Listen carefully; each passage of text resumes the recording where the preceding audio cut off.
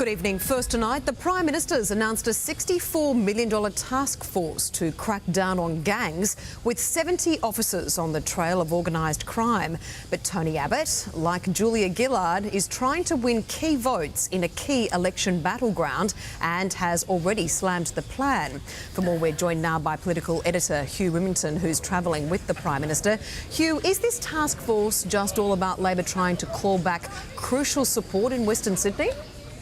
Well, Tash, gun crime, drive-by shootings, criminal gangs, these certainly are big issues in Western Sydney. But the rest of the nation is not immune to the effects either, some places more than others. The Prime Minister has been at pains to stress that today. She says the idea came from the Federal Police Commissioner, Tony Negus. The idea really is about getting much smarter at following the money so that they can break up organised crime.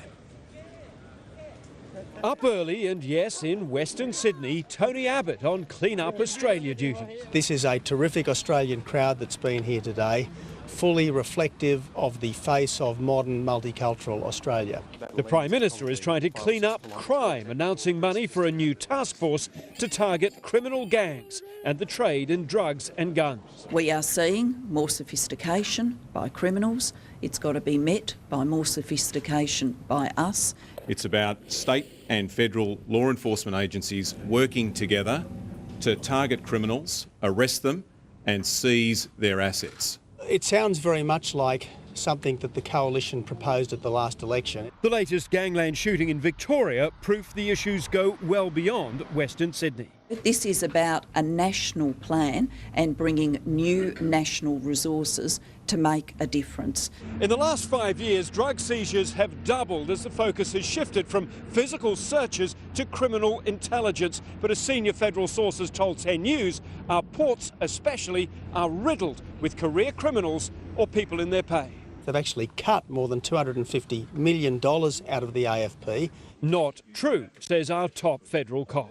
In the last 5 years, I think our budget's gone up around $300 million. The Prime Minister's 5-day blitz in Western Sydney is now underway. One local Labor MP already seems resigned, though, to bad news come September. My old man lost jobs all the way through the 80s and 90s out in Western Sydney. And, you know, if you do, you do. You just got to pick yourself up and move on. And he's on a 12% margin. Well, Labor's fight back for Western Sydney, where the election could effectively be won and lost come September.